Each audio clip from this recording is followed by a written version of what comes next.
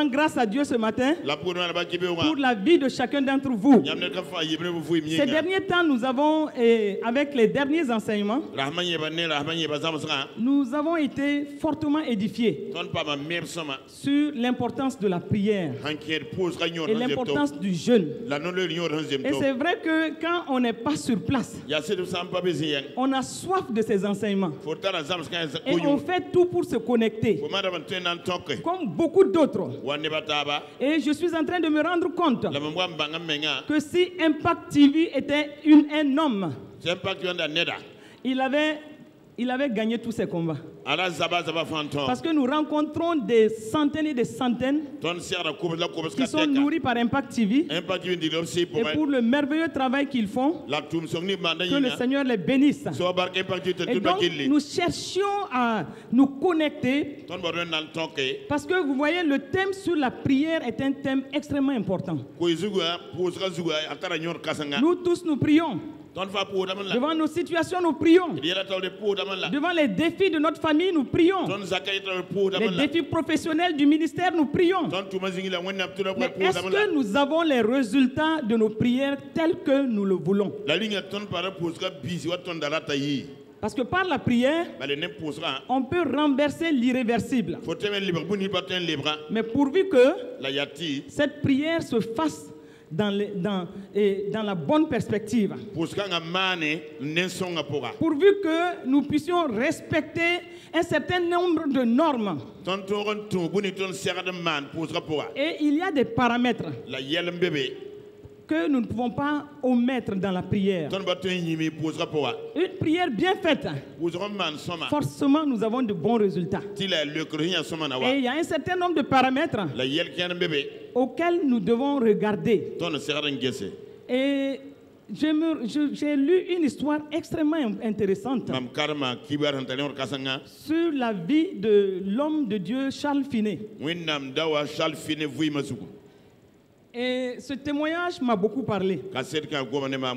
Avant qu'il donne sa vie au Seigneur, il partait dans un groupe de prière. Il suivait toujours les temps de prière. Et pendant une longue période. Mais on a remarqué une chose. Quand il était là, il ne priait pas. Il était assis et il regardait les gens. Et donc ça durait. Et un jour, quelqu'un lui a demandé, mais toi, tu viens tout le temps t'asseoir et on constate que tu ne pries pas. Qu'est-ce qui se passe? Il dit que je suis là, je vous observe. Et depuis que je suis là, je vois que vous priez, mais je ne vois pas d'exaucement dans vos prières. Je ne peux pas dire que je suis témoin d'exaucement de vos longues prières. Vous priez, vous priez, vous priez, mais on ne voit pas l'exaucement. Il dit que donc c'est ce qui fait que lui il est là. Ça l'amuse à la limite de s'asseoir et puis de regarder que chaque fois on prie et il n'y a pas de résultat. Et un jour, dans d'autres circonstances, il a reçu le Seigneur. Et quand il a reçu le Seigneur, il a été rempli du Saint-Esprit. Et il a commencé sa marche dans l'Esprit. Et il comprenait davantage les choses. Et un jour, il s'est souvenu de ce groupe. Et il a dit, ah, maintenant je comprends pourquoi ce groupe-là, dans ce groupe, il n'y avait pas beaucoup d'exaucement. Il n'y avait pratiquement pas d'exaucement. Et il a compris que c'était leur façon de prier. Il a compris que entre ce qu'ils disaient et ce qu'ils voulaient, à travers les paroles qui étaient multipliées, à travers tout ce qu'ils faisaient, et la qualité de l'exaucement de leur prière, il y avait une différence.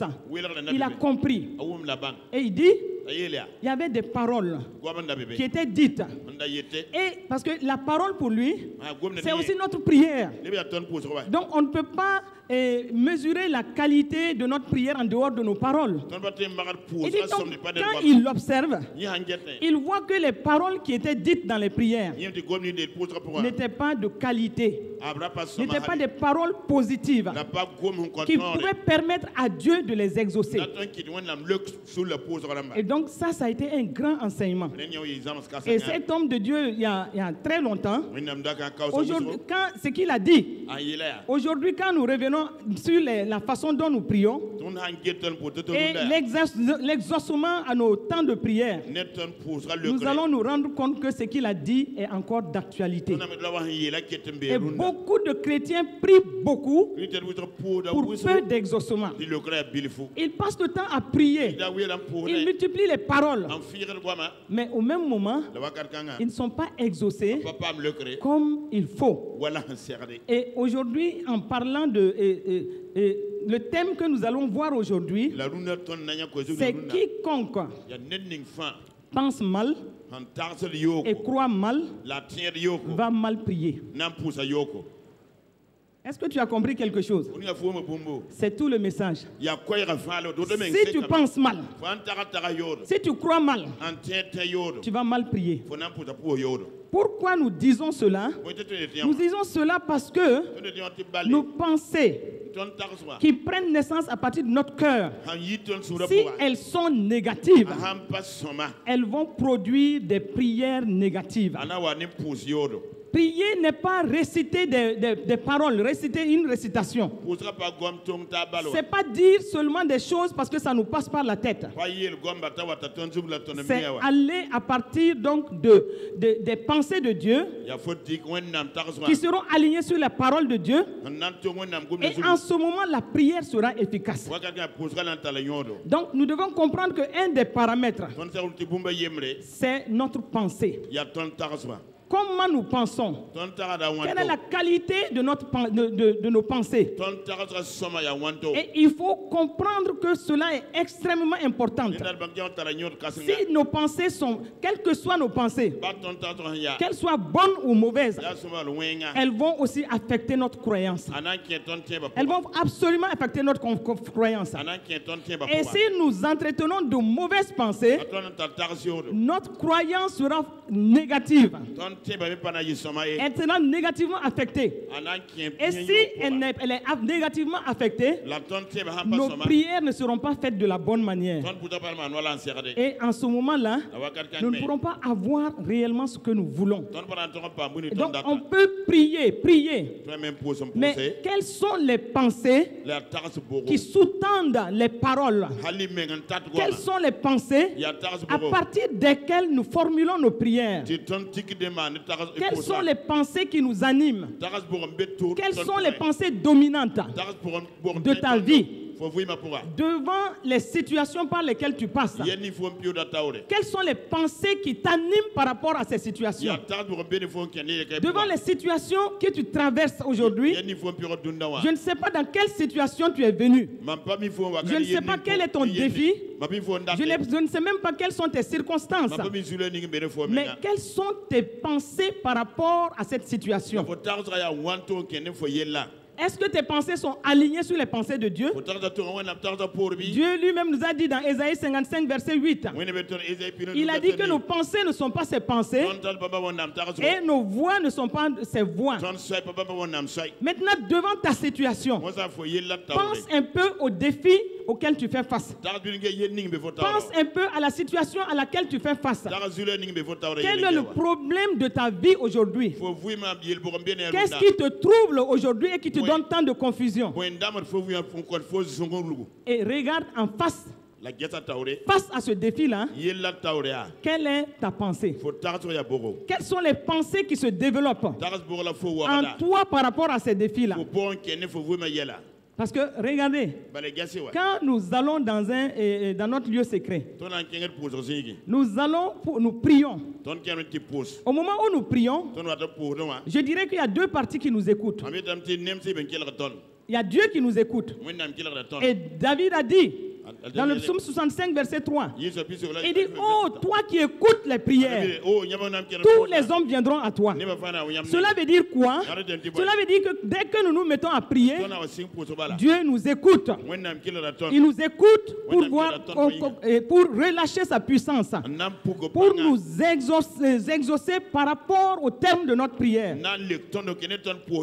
Mais au même moment, nous devons être conscients d'une chose. Satan aussi nous écoute. Et pour voir, est-ce que tu vas relâcher, tu vas dire une partie de ta prière qui est à son avantage et qu'il va prendre pour aussi exaucer. Donc il y a les deux parties qui t'écoutent. Dieu t'écoute, mais Satan aussi t'écoute. Dans tes paroles, qu'est-ce que tu dis? Et qu'est-ce qui sous-tend ces paroles?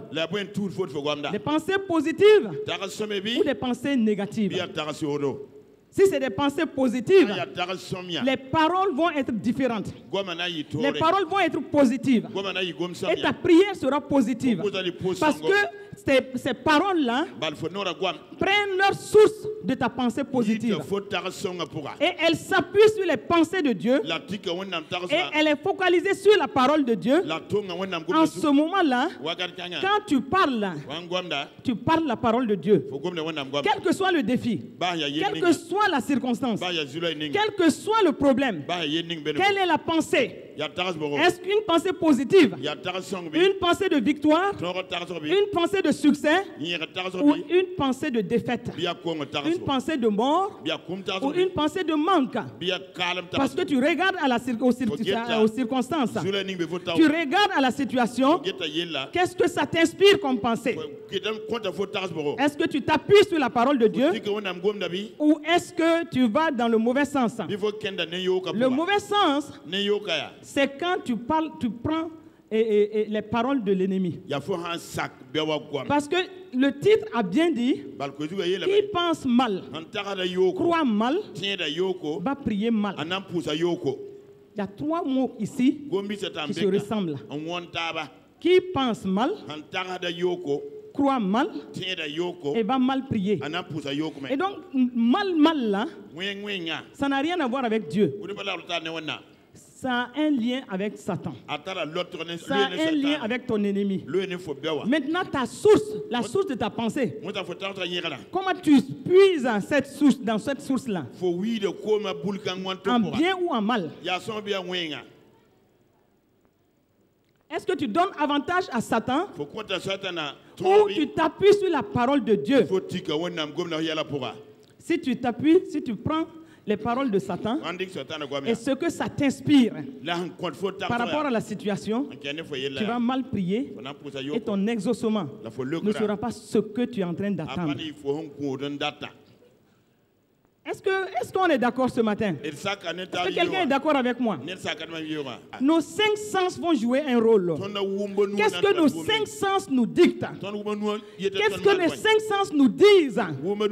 Et qui font que nous puisons des mauvaises pensées, des pensées négatives, qui nous font parler mal et qui nous font prier mal.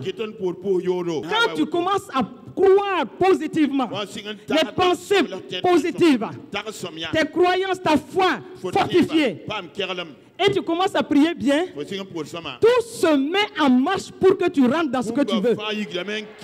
Rien ne peut t'empêcher. Parce que c'est le témoignage de Dieu ici qui compte. Et rien n'est impossible à notre Dieu. Si tu sais prendre ses pensées, si tu sais prendre ses paroles, et si tu sais les confesser, et si tu sais marcher avec cela, forcément quelque chose va commencer à se passer dans ta vie. Parce que quand tu es dans le négatif, tout concourt aussi à t'amener dans le négatif. Et tu ne verras pas l'exaucement comme tu veux. Donc, tu vas dire que toi tu pries. Tu pries, c'est vrai.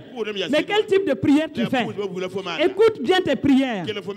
Il est bon de voir quelles sont les pensées dominantes de notre vie. Quelles sont les pensées dominantes de ta vie? Il y a des gens qui sont uniquement dans le négatif. Même quand tu leur dis que ça ira, ils trouveront le moyen de tourner et de te dire que ça n'ira pas. Et souvent les pasteurs peuvent souffrir de ça. Quelqu'un peut venir, il vient avec une situation. Toi tu regardes, tu peux même rire de la situation.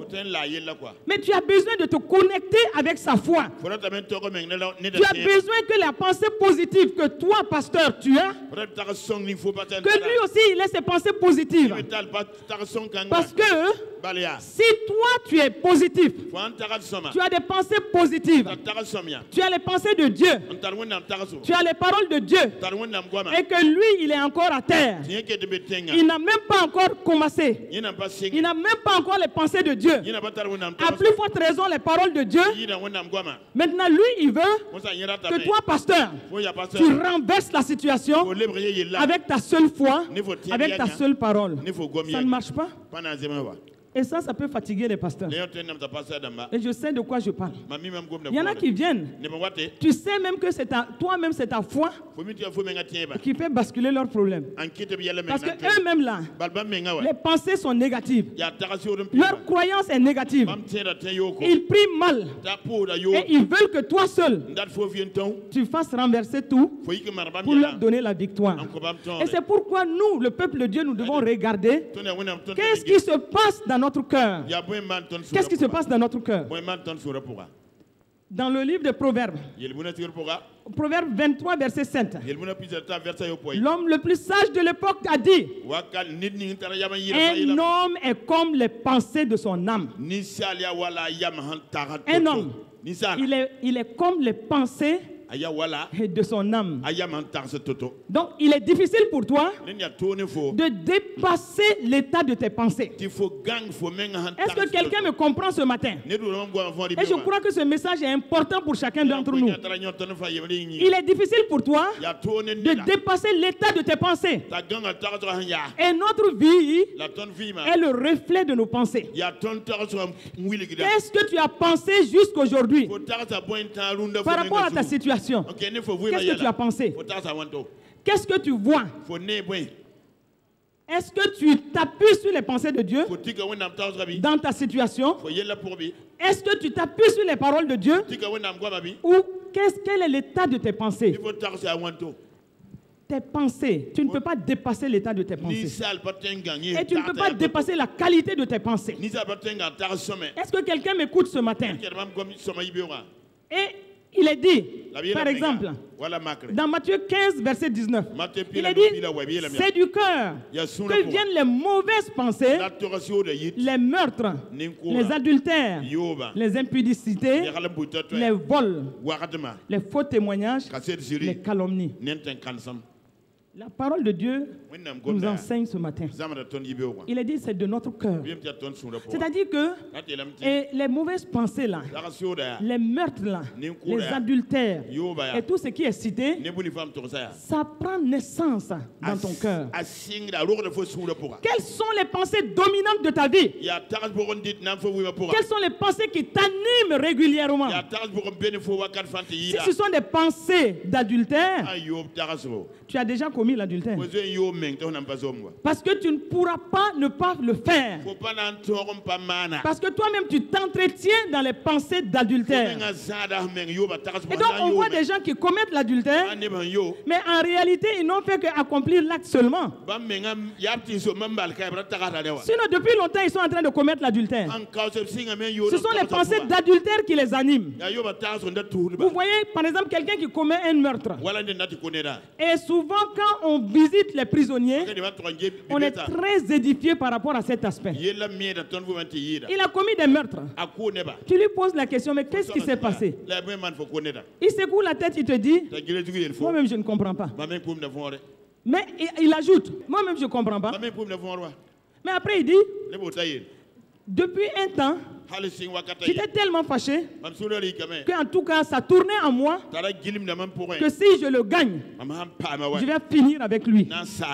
Bon, donc au moment où il a commis le meurtre est venu juste comme conclusion de tout un processus. Il y a eu tout un processus où il a mijoté les pensées de meurtre.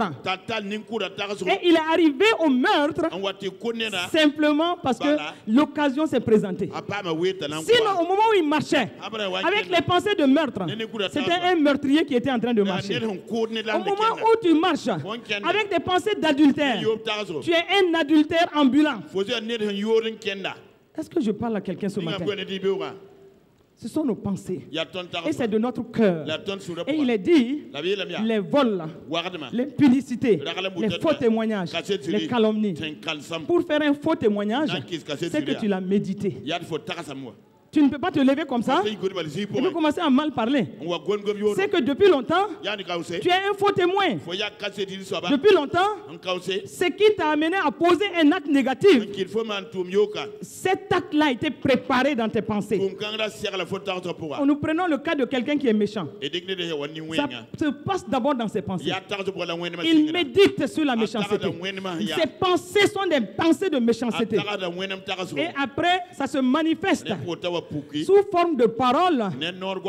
Et c'est pas fini. Le processus va continuer. Et un jour, il va exprimer sa méchanceté sous une forme ou une autre. Les paroles sont l'expression de nos pensées. Et c'est du trop plein du cœur que la bouche parle, comme nous dit la parole de Dieu. Si dans ton cœur ce sont des pensées positives, ce sont des paroles positives qui vont sortir de ta bouche. Et en ce moment, tu pourras bien prier. Quelles sont les pensées dominantes de ta vie au moment où je parle? Au moment où nous parlons, quelles sont les pensées dominantes? Par rapport même à ton état de santé. Les médecins ont dit quelque chose. Est-ce que c'est la parole de Dieu?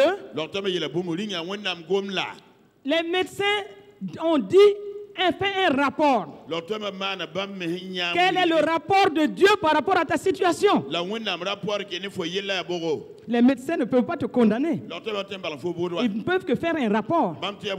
Mais quelle est la pensée de Dieu par rapport à ta santé? Quelles sont les paroles qui accompagnent ces pensées? Ton problème de foyer. Quelle est ta situation? Quelles sont tes pensées par rapport à cela?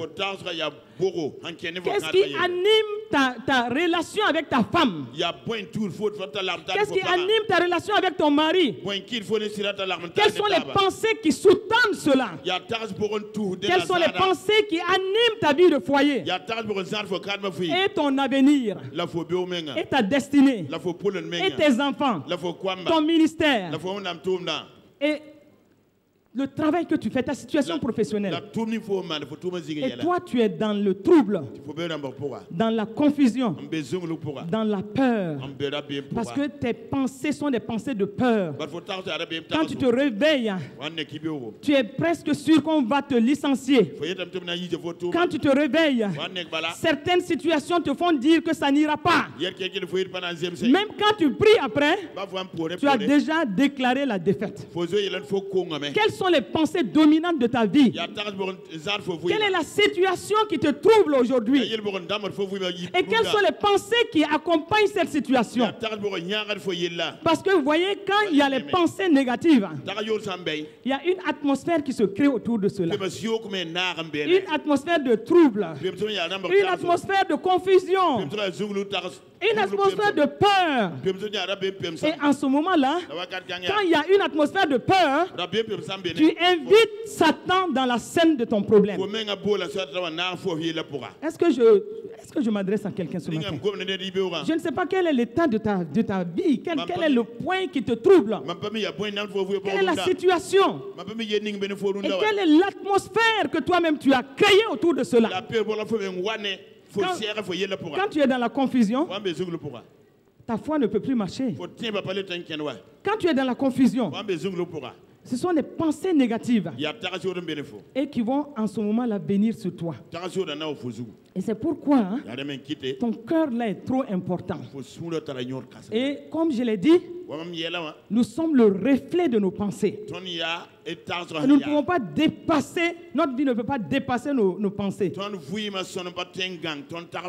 Et nos pensées vont affecter positivement ou négativement la bénédiction même que Dieu, ce que Dieu a préparé pour nous. La façon dont nous pensons ou parlons, ça peut affecter cela. Regardez un peu, ça c'est la petite parenthèse. Je pense à ce malade de la piscine de Bethesda. Regardez-le, 38 ans, il est à cette piscine. Mais les premières paroles qui sont sorties de sa bouche, c'était des plaintes. Il était en train de se plaindre. Il dit, lui, il n'a personne. Et chaque fois, ce sont ces pensées-là qui l'animent. Donc, comme ce sont ces pensées qui l'animent, il n'aura personne pour l'aider. Est-ce que je me fais comprendre ce matin? Parce que tout de suite là, ce qui est sorti de sa bouche, quand Jésus l'a interpellé, c'était des plaintes. Ce sont des murmures. Ce sont des jérémiades. Et est-ce que tu n'es pas dans des plaintes ce matin? Examine un peu. Est-ce que tu n'es pas dans des jérémiades? Et moi je crois que tant qu'il allait rester dans des jérémiades, dans des plaintes, dans des murmures, il n'allait pas bouger. Il n'allait jamais bouger. Parce que ce sont ces pensées-là qui le remplissaient. C'est pourquoi facilement, il a sorti ça à Jésus. Et il a fallu une approche plus dure. L'onction de Jésus va briser cette coque-là pour l'amener à se lever et partir, mais aussi pour nous enseigner aujourd'hui. Pour nous enseigner. Les murmures vont constituer des murs autour de toi. Et tu ne vas pas accéder à ta bénédiction tant que tu vas rester dans ces murmures-là. Et pour mieux comprendre, il est dit, la foi est une ferme assurance des choses qu'on espère. Dans Hébreux 11, verset 1. La foi est une ferme assurance des choses qu'on espère et une démonstration de celles qu'on ne voit pas. Et je dirais, si la foi est une ferme assurance des choses qu'on espère, alors que ce que j'espère, j'en fais une prière. Et quand j'en fais une prière, je suis exaucé selon cette prière. Est-ce que quelqu'un me suit ce matin? Bon, au lieu d'espérer les bonnes choses, si mes pensées sont négatives, je ne peux pas avoir ces bonnes choses-là. Autrement, ma foi négative, la peur et tout le reste, c'est l'assurance des choses négatives que moi-même j'attire sur moi. Est-ce que quelqu'un me comprend ce matin? Il y a un silence, hein? Est-ce qu'on me comprend? Est-ce que je touche à la corde sensible de quelqu'un ce matin? Regardons un peu les pensées de Job. Dans Job 3, verset 25. Là, ce sont des pensées de peur. Des pensées de peur. Il est dit dans ce passage-là, Job a dit, ce que je crains, c'est ce qui m'arrive. Ce que je redoute, c'est ce qui m'atteint. Et il dit, je n'ai ni tranquillité, ni paix, ni repos, et le trouble s'est emparé de moi. Ce que je crains, c'est ce qui m'arrive. La crainte puise sa source dans les pensées. Regardez dans Job 1, quand Dieu présente Job, c'est un homme intègre et droit. Et l'homme le plus considéré à l'époque. Et avec des richesses, une famille équilibrée, une santé parfaite. Mais Job dit, ce que je crains, c'est ce qui m'arrive. Et donc on voit aussi un homme qui était tout le temps en train de sanctifier ses enfants. Quand ils sortaient, ils se retrouvaient. Dès qu'ils arrivent, ils s'évertuent à les sanctifier. Moi je dirais, c'était certainement cette peur-là qui l'amenait à les sanctifier. Il les sanctifiait à cause de la peur. Et cette peur-là, c'était un élément important dans le témoignage de Job. Mais on ne le voit pas tout de suite. Dans Job 1, Job 2, tu ne verras pas ça. Dieu te le présente comme quelqu'un de parfait. Mais quelqu'un de parfait dans la peur, dans le trouble, dans la confusion. Et il dit ce que je crains, c'est ce qui m'arrive. Ah, Job nous dit, je craignais que mes enfants meurent. Je craignais que je vais perdre mes biens. Je craignais que j'allais être malade. Dieu te parle ce matin. De quoi as-tu peur tant?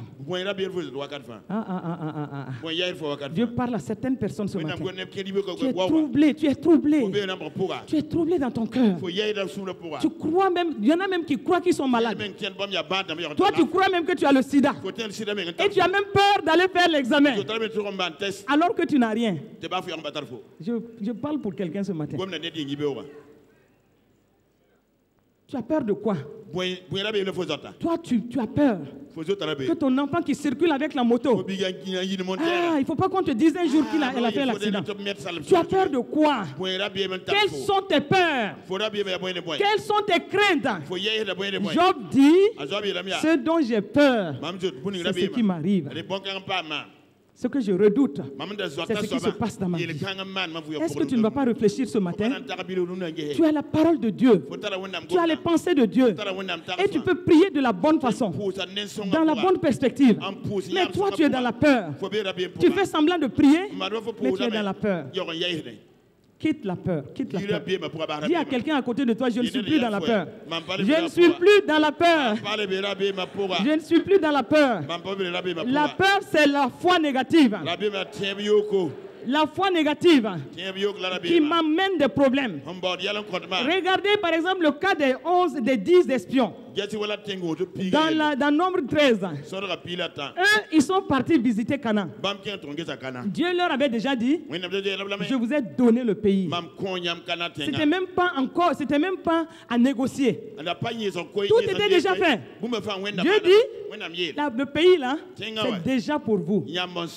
Et Moïse dit, allez-y simplement explorer. Mais quand ils sont venus, voici des hommes, 12. Et quand on regarde dans la parole, ces 12 là, c'était pas de n'importe qui. Hein. C'était des 12 vaillants. Voici des gens qui sont vaillants, qui ont été choisis sur la base de certaines qualités, mais ils reviennent. Et sur 12, 2 ont une mentalité positive, des pensées positives, des pensées de prendre le pays qui leur est déjà donné. Mais regardez la majorité. La majorité commence à dire qu'ils ont décrié, ils ont parlé de ce pays-là et ils ont montré carrément que non, il y a des géants. Et au verset 31, ils disent que eux, ils sont partis, mais qu'ils n'ont pas pu monter contre le peuple.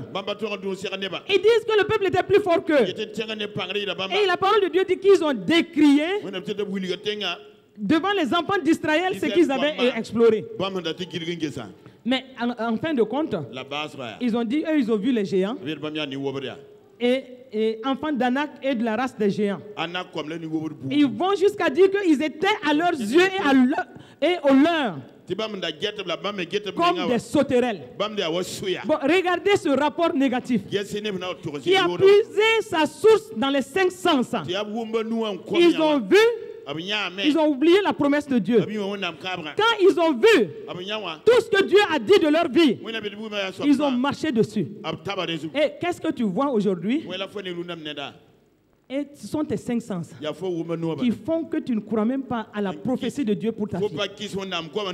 Quels sont les éléments, des choses liées à tes 5 sens qui ont développé des pensées négatives en toi, des pensées de peur, de confusion, et qui font que même les bonnes paroles de Dieu dans ta vie, toi tu n'y crois plus. Combien de fois Dieu a fait prophétiser sur toi? Combien de fois dans les proclamations tu as dit oui et amen? Mais qu'est-ce qui fait que tu ne crois pas? Et voici l'attitude de ces 10 espions.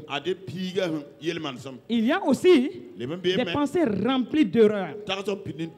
Tu peux être rempli de pensées erronées qui sont négatives. Et ça va te conduire sur des croyances négatives, des croyances remplies d'erreurs.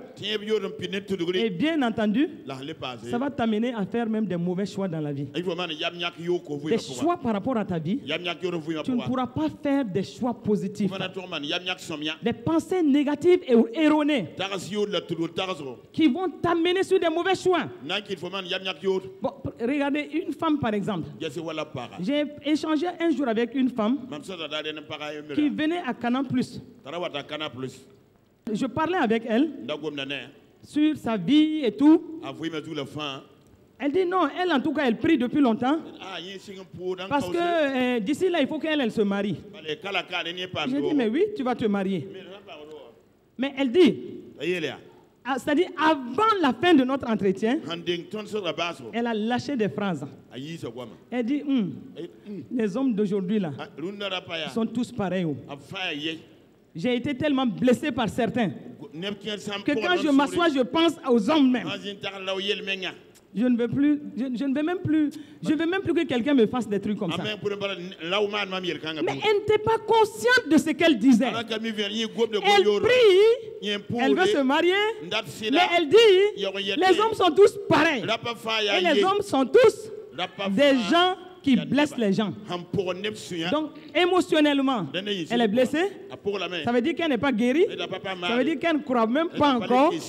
Qu'elle n'est même pas prête dans son cœur à vivre avec un homme. Mais au même moment, elle prie.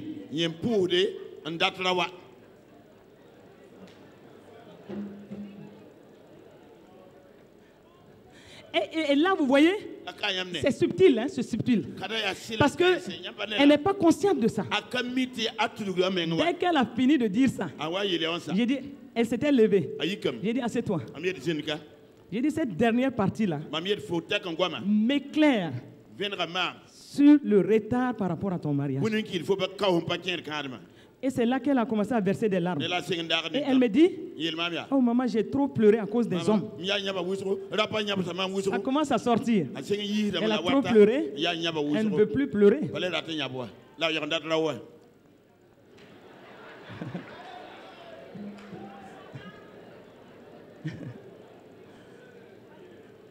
Est-ce que je parle à quelqu'un ce matin? Est-ce que je parle à quelqu'un? Est-ce qu'on se comprend? Est-ce qu'on se comprend? Quand j'étais au ministère de l'Action sociale, dans une des directions que j'ai occupées, on faisait adopter les enfants. J'ai vu 2 types d'attitudes. Il y avait des femmes qui venaient, même pas des chrétiennes. Elles venaient, elles disaient, je veux adopter un enfant. Il y a une particulièrement qui a dit, je veux adopter un enfant. Parce que j'aime les enfants. Et puis je vais être avec lui. Et elle ajoute, en attendant que Dieu me donne ma part. Je l'ai regardé. J'ai dit gloire à Dieu. Elle n'est pas chrétienne. Elle dit, je vais adopter, mais Dieu va me donner ma part. J'ai suivi cette femme. Écoutez, 9 mois après avoir adopté l'enfant, je ne sais pas s'il y avait quelque chose dans ça. Elle était enceinte. Mais écoutez, à contrario, il y avait même des chrétiennes qui venaient et s'asseyaient. C'était des jérémiades. Moi, je ne sais pas ce que j'ai fait à Dieu. Et voilà, aujourd'hui, j'ai des problèmes. Mais comme mon mari me dit, que quand les gens viennent, chaque fois, ils demandent où sont vos enfants. Donc, c'est pour ça que je suis venu adopter. Mais en tout cas, et on ne prie même pas pour moi. Et dans notre église, et on ne s'intéresse même pas à ça. Et puis, bon, je suis là comme ça. Donc, je vais adopter. Jérémiade, plainte, murmure. Et quand tu lui demandes, elle va dire quoi? Elle prie. Elle se condamne. Quelle est la motivation? La première qui n'est même pas chrétienne, sa motivation était positive. Et elle avait la foi. Et elle a eu son enfant. Et toi, tu vas avoir l'enfant. Elle était bloquée. Jusqu'à ce que je quitte cette direction, je n'ai pas entendu qu'elle a eu une grossesse. Pourquoi? Quand nous pensons mal, est-ce que je parle à quelqu'un ce matin? Quand nous pensons mal, nous croyons mal, nous allons mal prier. Nous allons mal prier. Est-ce que c'est clair? Est-ce que c'est clair pour toi? Et quand je parle de mauvais choix, regardez l'histoire de Ésaü et puis Jacob. Ésaü a fait le mauvais choix. Parce que dans ses pensées, il méprisait le droit d'aînesse. Il avait des pensées chargées d'erreur. Et quand le temps est venu, les droits d'aînesse c'est trop important. Mais lui, il a méprisé. Voici des pensées chargées d'erreur. Mais Jacob. Jacob. Moi, je l'aime. Lui, par contre, il a développé des pensées positives, de bonnes pensées sur les droits d'aînesse. Et donc, il a valorisé les droits d'aînesse. Donc, il dit, et Jacob a dit à son frère, vends-moi aujourd'hui ton droit d'aînesse. Puisqu'il a entendu son frère ne pas valoriser les droits d'aînesse. Alors que c'est extrêmement important. Mais il dit, vends-moi. Et regardez ce que Ésaü dit dans Genèse 25, 32. Il dit, voici, je m'en vais mourir. Ah. Quoi me sert ce droit d'aînesse? Il dit, ça me sert à quoi? Et Jacob dit, jure-le-moi, jure-le-moi. Et puis il est parti jusqu'à jurer. Il a vendu ses droits d'aînesse à Jacob. Et puis, Jacob va lui donner du pain et du potage de lentilles. Il a mangé. Il a privilégié son ventre. Et donc, comme ça, là, il s'est levé et puis il est parti. Donc, la parole de Dieu dit que c'est ainsi que Ésaü méprisa le droit de naissance. Ésaü méprisa le droit de naissance. Donc, tu voyais, il y en a qui s'asseyent, qui disent, mais ça me sert à quoi? Ça me sert à quoi de vivre? Ça me sert à quoi de vivre?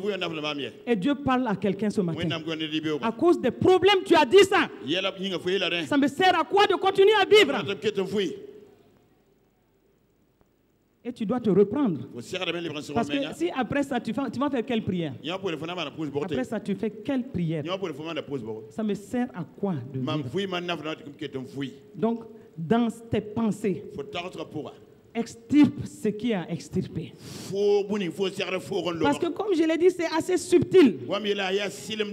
Parce que si tu scelles tes pensées dans du négatif, dans la peur, dans les choses négatives, tu ne peux plus bien prier. C'est pas possible. Tu ne peux plus bien prier. Voilà. Donc, en ce moment-là, toute décision va se faire sur la base d'une bonne pensée. Des pensées qui valorisent ce à quoi tu veux croire bien. Et donc, ici, je vais juste te demander, ce matin, où est-ce que tu en es? Si on te prend comme tel aujourd'hui, ce matin-là où tu es assis, ce matin-là où tu es assis, quel est l'état de tes pensées? Quelles sont les pensées dominantes? Toi, tu as une entreprise. Et tout le temps, tu crois que ça n'ira pas plus qu'à un niveau. Quelles sont les pensées qui t'animent? Dieu dit, il a étendu tes limites. Toi-même, tu t'es fixé tes propres limites. Maintenant, quand tu pries, dans ton cœur même là, tu ne peux même pas dépasser la limite que toi-même tu t'es fixé. Bon, en ce moment-là, qu'est-ce qui se passe? Qu'est-ce que tu dois faire? Et ici, je dis, qu'est-ce qu'il faut faire ici? Parce que ici, il y a une décision. Décider de sortir. D'abord, décider de veiller sur son cœur. Salomon a dit, Proverbe 4, 23, il dit, garde ton cœur plus que toute autre chose. Ah, garde. Garde ton cœur plus que toute autre chose. Car de ton cœur viennent la source de la vie. Et il y a une version de la Bible, la version parole de vie qui dit, surveille ton cœur, car c'est la source de la vie. Et une autre version va dire, surveille ton cœur, car la qualité de ta vie en dépend. Veille sur ton cœur. Arrête d'être un religieux. Simplement un religieux qui multiplie les paroles. Parce que Jacques 1, 26 dit, si quelqu'un croit être religieux sans tenir sa langue en bride, mais en trompant son propre cœur,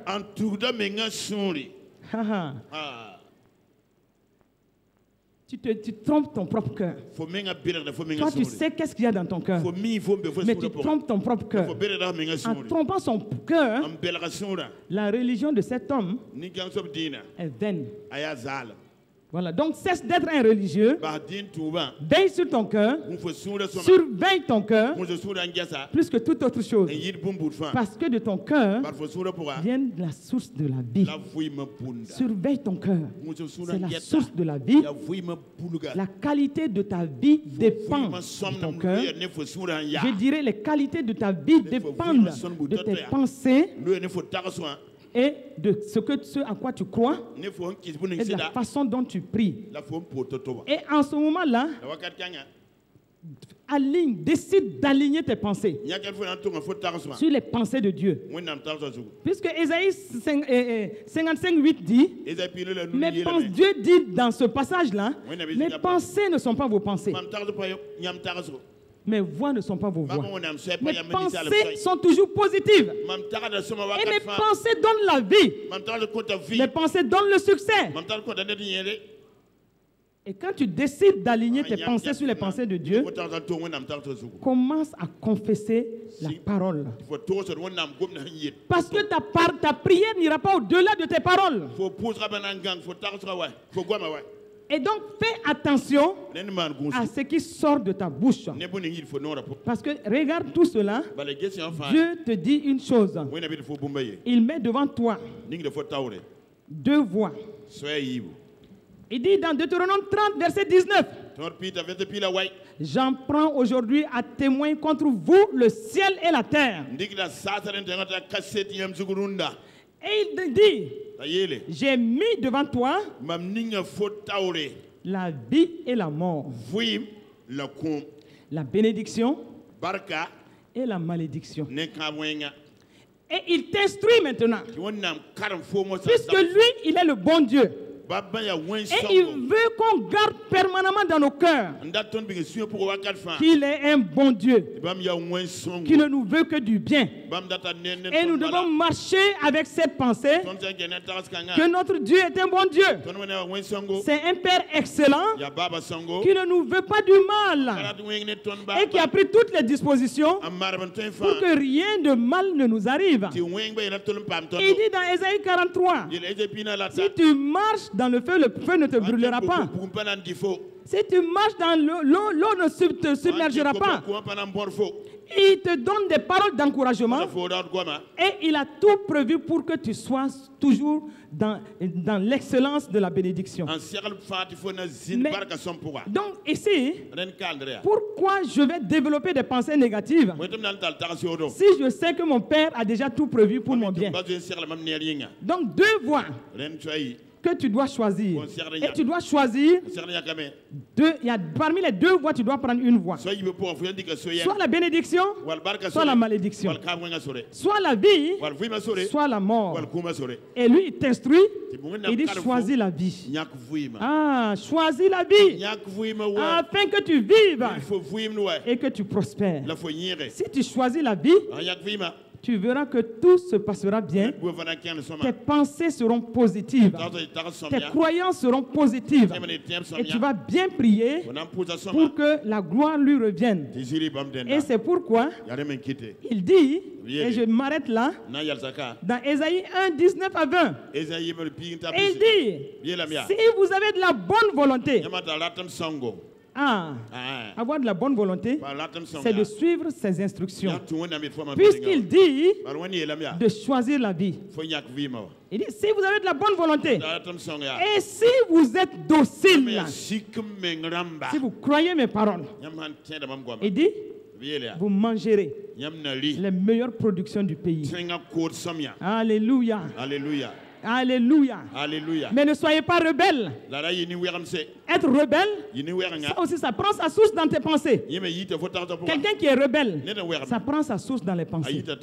Et ses paroles, ses croyances seront des croyances de rébellion.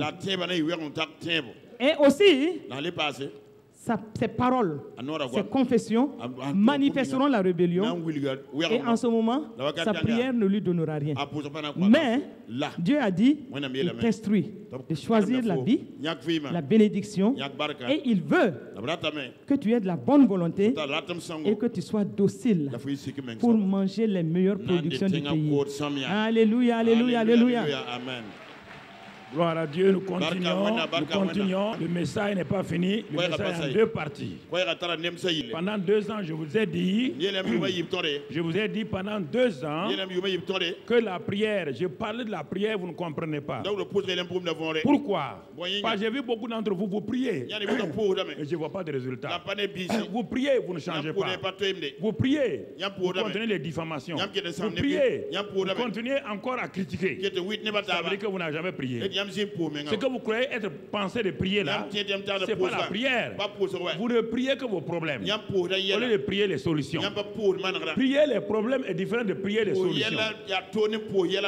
Prier mes problèmes, c'est de me plaindre. Voici ma situation. Je n'ai pas encore d'enfant. Les gens ne me considèrent pas. Ça, c'est prier des problèmes. Ce n'est pas prier la solution. Alors, bien mes frères et sœurs, il est important que nous comprenions. C'est pourquoi nous sommes assis. Nous savons ce que nous vivons. Nous savons ce que nous voyons. Nous voyons ce que Dieu nous donne comme succès. Nous sommes assis en tant que couple pour aider le peuple de Dieu afin que les gens comprennent. C'est ce que nous expérimentons. C'est ce que nous venons vous donner. On ne vient pas vous donner des enseignements. Notre vie de prière est remplie de succès. Nos prières personnelles sont remplies de succès.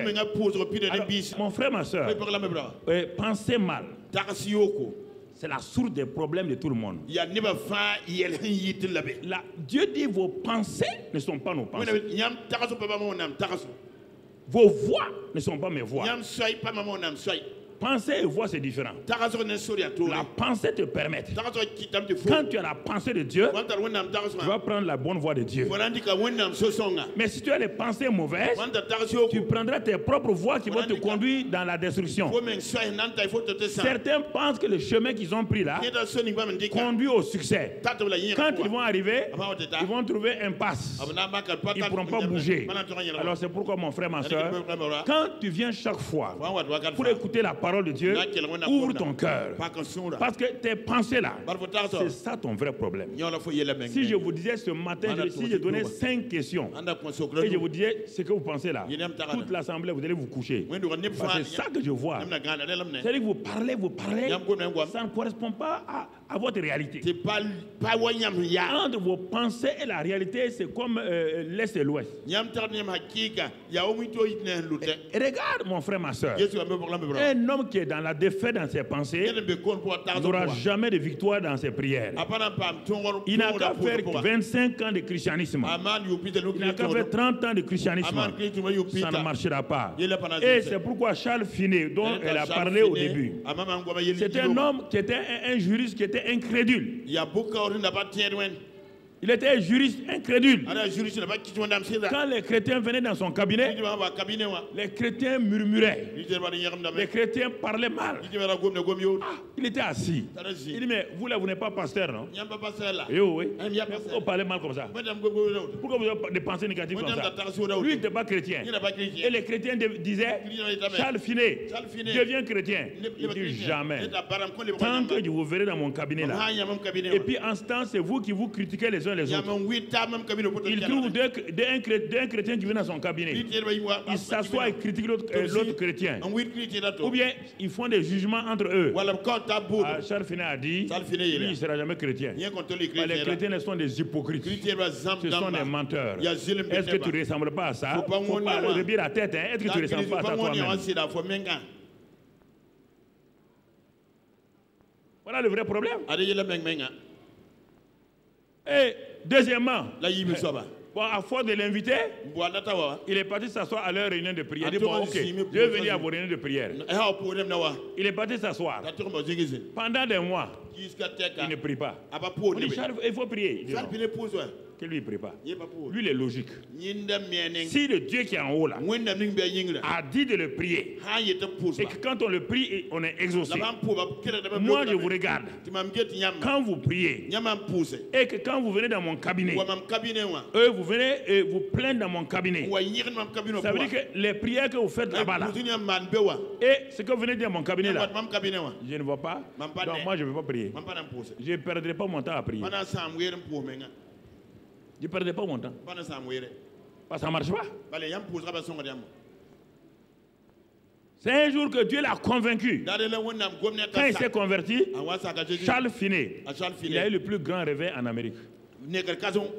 Avant d'entrer dans une ville à 5 km, les habitants, les bars, les gens dans les bars, ils commençaient à trembler, les bars se fermaient tout seuls. Les gens avaient tellement ils étaient convaincus du péché. Il y a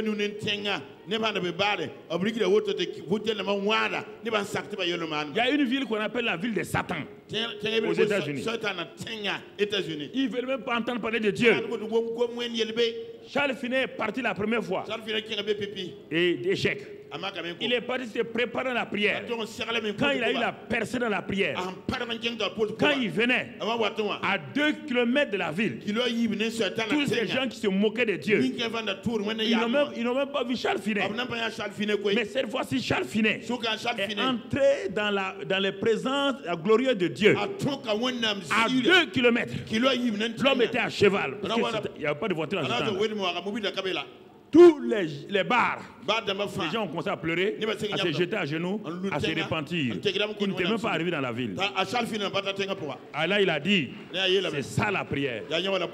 Et c'est pourquoi il a eu des grands réveils aux États-Unis. Alors quand je parle de prière là, vous croyez que le pasteur ne veut pas? Non, mais je vois que vous priez, vous n'êtes pas exaucé. Vous êtes frustré. Moi je vous vois. Je connais vos vies. Vous priez, vous partez pleurer. Vous priez, vous partez critiquer. Vous priez, vous partez diffamer. Vous priez. Ça c'est toutes les églises. Toutes les églises. Les dénominations c'est comme ça. C'est pourquoi j'ai dit non, je ne veux pas parler de prière, je vais attendre, Seigneur. Attends, je vais attendre le bon moment. Ce n'est pas la peine de venir et les gens vont parler, il n'y a rien qui change. Pourquoi? Vous priez mal. Pourquoi vous priez mal? Vous avez des fausses croyances. Pourquoi vous avez des fausses croyances? Vous avez des pensées négatives.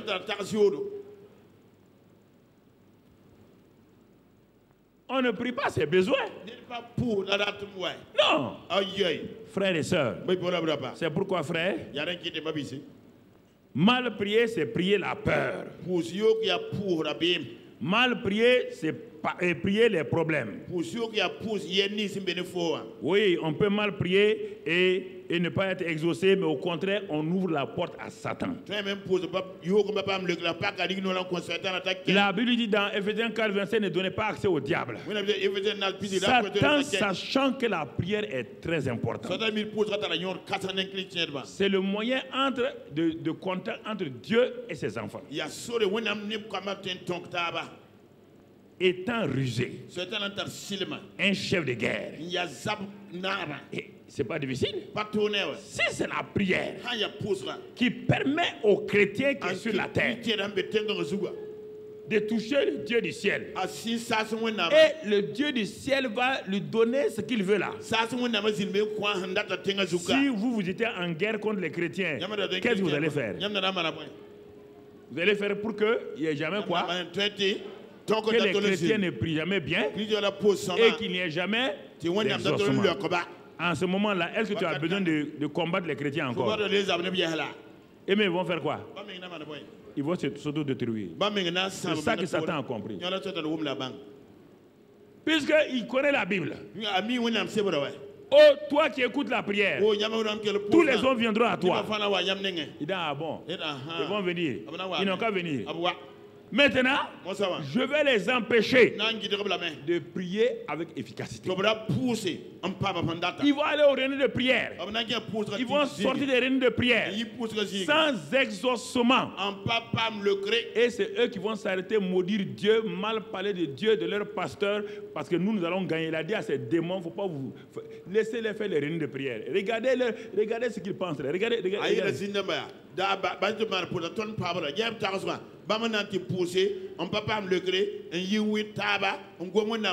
Il dit aux démons, mettez-vous devant chaque église. Toutes les églises évangéliques qui disent qu'ils prient là, mettez-vous devant. Et écoutez ceux qui viennent prier là. Allez-y à 5 km. Suivez-les depuis leur maison. Il a assez de démons. Il a plus de démons que les chrétiens. Il dit à chaque démon, mettez-vous derrière chaque chrétien. Dans leur maison. Écoutez ce qu'ils disent. Écoutez ce qu'ils pensent. Les démons les suivent jusqu'à la porte ici. Je prends l'exemple ici. Il vous a écouté. Parole négative. Pensée négative. Vous venez maintenant ici, brusquement vous changez. Alléluia. Les démons disent attendez-les à la porte. Ne vous fatiguez pas. Parce qu'ils sont rentrés dans la salle avec quelle pensée négative. Le pasteur a beau crier comme il n'a qu'à gueuler, il ne peut rien changer. La pensée ne peut pas être changée par quelqu'un. C'est chacun qui change le disque de sa pensée. Chacun doit changer le disque de sa pensée.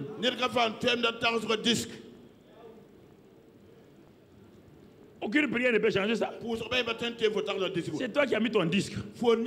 Tu dois le changer.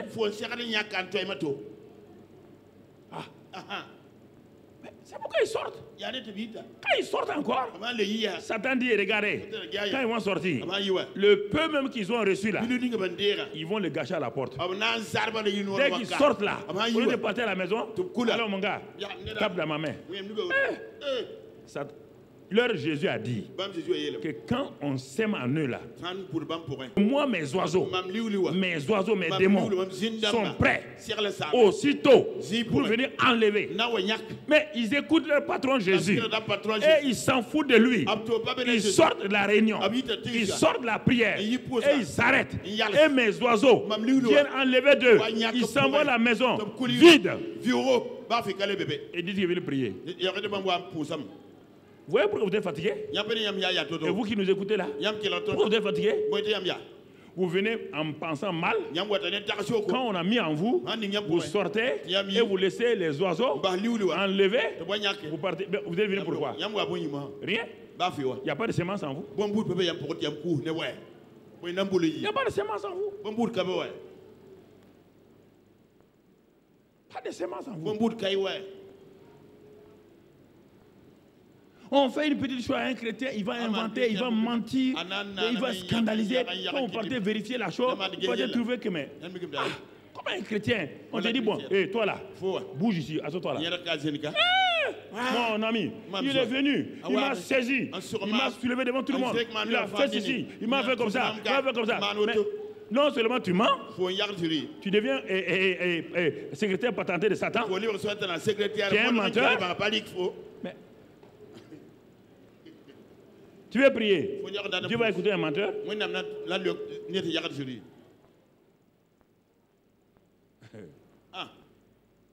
C'est ça le problème. Le fait de venir à l'église là ne me donne rien. Rien. Rien. Absolument rien.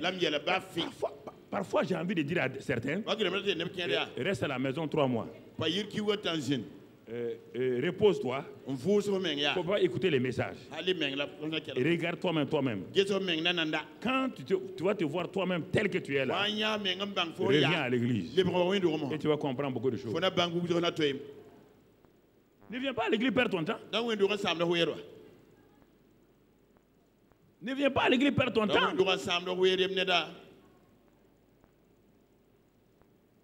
Mal penser. Mal croire, mal prier et inexaucement.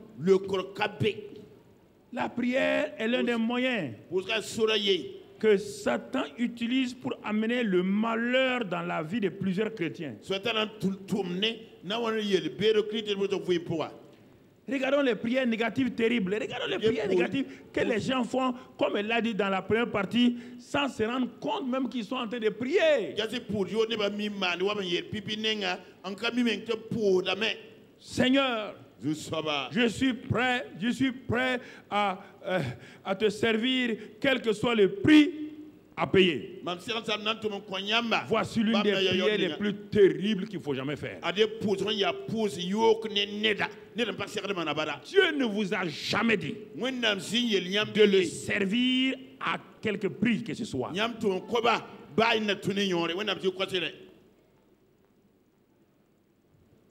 Dieu vous a racheté au prix de son sang. C'est lui qui a payé tout le prix. Et il te dit maintenant, crois ce que mon fils a fait. Et tu es sauvé. Mon Saint-Esprit vient en toi pour t'équiper, pour que tu me serves.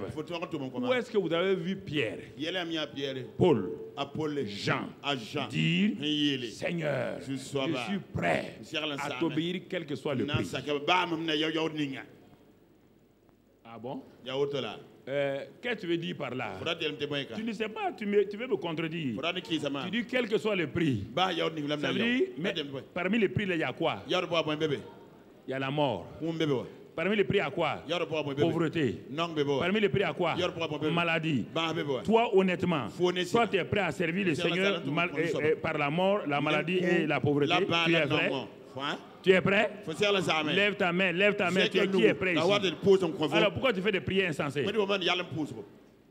Tu veux montrer que tu es quelqu'un vis-à-vis de tes frères. C'est un faux courage. Et c'est pourquoi beaucoup de chrétiens souffrent. Quand vous dites ça là, Satan se positionne, Dieu se retire, il dit, ah bon, je croyais que tu me servais par amour, par grâce. Mais quand c'est pas ça, moi je me retire. L'ennemi dit paille. On a l'occasion. Il a dit quel que soit le prix, mettez sur lui là tous les problèmes de famille.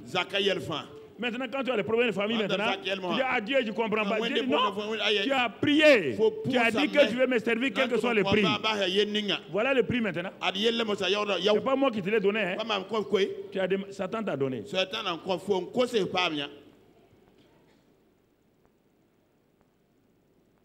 Seigneur, cette maladie-là, si tu pouvais la mettre sur moi, enlève ça sur mon enfant. Un chrétien prie pour que son enfant soit guéri, pas pour que Dieu transfère la maladie de l'enfant à la maman. Tu as vu ça où? C'est pourquoi des gens meurent bêtement. Des gens meurent bêtement. Ils prient mal. Prie très mal. Prie très mal. Tu es en train de passer en toi, tu vois. Cette prière-là, ça va s'exaucer 5 ans plus tard. Tu as oublié que c'est toi qui as prié à 5 ans. Et maintenant tu te poses, mais pourquoi? Mais Dieu dit, mais toutes les semences ne poussent pas automatiquement. Toutes les semences ne poussent pas automatiquement. Mon frère, ma soeur. Ou autre prière. Seigneur, je veux te connaître, me rapprocher de toi. Et pour cela, je suis prêt à souffrir pour toi. Toi, tu es prêt à souffrir pour le Seigneur. Pourquoi tu mens comme ça? Tu n'es même pas capable de souffrir pour ton mari. Là, toi, tu veux souffrir pour le Seigneur. Il y a des prières insensées que vous faites et vous attirez les démons sur vous.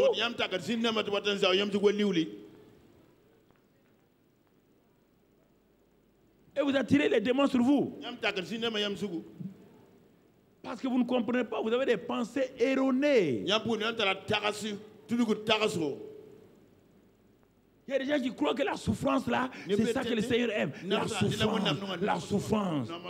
Quand la souffrance atteint Job le Saint, sa femme a dit, maudit ton Dieu là et meurt. Voilà, maudit ton Dieu et meurt, parce que ça ne va pas.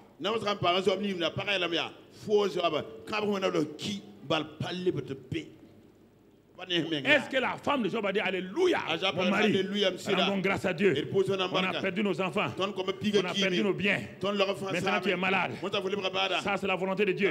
Alléluia, dansons. Elle a fait ça. Est-ce qu'il y a quelqu'un qui va pourquoi vous dites aux gens de souffrir et vous n'êtes pas prêt à souffrir? On dit la prière de la foi. Pas n'importe quelle prière. La prière de la foi sauvera le malade. Ses péchés seront pardonnés. Pas la prière de murmure. Pas la prière de peur. La prière de la foi. Utilisons chaque fois la parole de Dieu. Utilisons la parole de Dieu, mon frère, pour aller de l'avant. Et ça va nous aider pour progresser. C'est la prière de la foi, dit Jacques 5, verset 15. La prière de la foi va détruire le doute. Elle va détruire donc les choses qui sont là devant vous et elle va vous libérer. On ne prie pas les problèmes, on prie les résultats. Marc 11, verset 23. On prie les résultats. Et il est dit là-bas, si tu pries, crois. Crois que tu as déjà reçu ce que tu pries là. Et elle a dit tout à l'heure, Hébreux 11, verset 1. Hébreux 11, verset 1. La foi est une ferme assurance de quelque chose que j'espère. Écoutez-moi. D'abord, il faut que j'espère quelque chose. C'est la foi donne la ferme assurance de la chose que j'espère. Quelles sont les choses que tu espères? On te dit c'est cette chose-là que tu espères là. Quand tu vas dans la prière, Marc 11, 23 là, il dit ce que tu espères là. Quand tu pries, crois que tu l'as déjà reçu. Et tu le verras s'accomplir. Mais si toi, tu as des pensées négatives et tu projettes ces pensées négatives là, ton espérance ne sera plus une bonne espérance. Mais comme tu as une ferme assurance dans ce que tu espères là, si c'est une mauvaise chose, elle va arriver oui ou non? Elle va t'arriver. Tu comprends mon frère? C'est pourquoi on dit quand tu as une montagne, il dit parle à la montagne. Ne parle pas de tes montagnes. Quand vous êtes ici, vous remuez la tête, vous êtes d'accord. Quand vous sortez, un petit caillou vous fait trembler. Votre langage change. En réalité, votre langage ne change pas. C'est ce qui est en vous là que vous êtes en train de quoi? L'abondance du... La bouche dit quoi? La bouche ne fait que répéter ce que le cœur a stocké.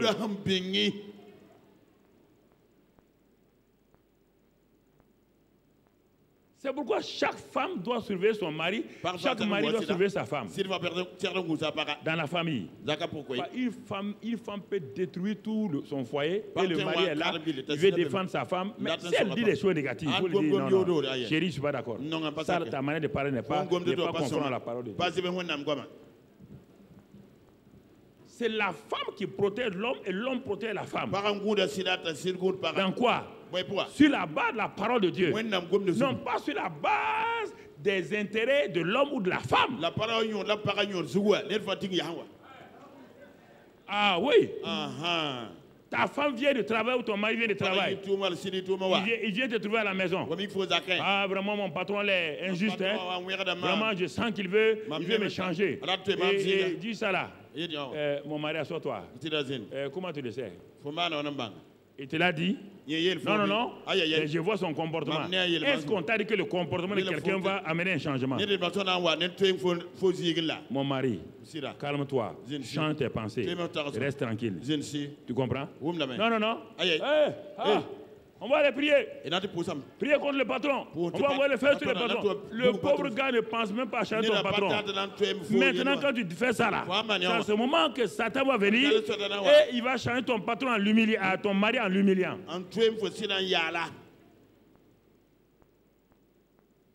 Billy Graham commençait son ministère. Il commençait à réussir. Un grand homme d'affaires chrétien l'a appelé. Il est plus âgé que Billy Graham. Il est jeune homme. Je vous parle sérieusement. Parce que vous ne connaissez pas les pieds de Satan. Satan veut mettre fin à la vie de beaucoup de chrétiens sans qu'ils se rendent compte. Il vient dans mon bureau. Il s'est assis. Il dit, mon fils, j'ai vu que tu as un avenir. Tu seras un grand évangéliste. J'ai prévu, moi, vraiment de t'aider. Tu vois, je suis très riche. Hein? Et au lieu de passer ton temps à aller évangéliser là, aller dans les pays, des pays africains, les pays asiatiques. Non, viens, je vais te construire une grande université, Billy Graham Université.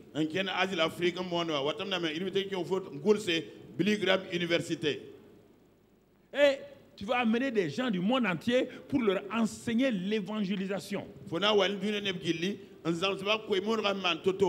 Tu vas te multiplier dans ces jeunes gens-là. Ils vont atteindre le monde pour Dieu. Et toi, tu restes là.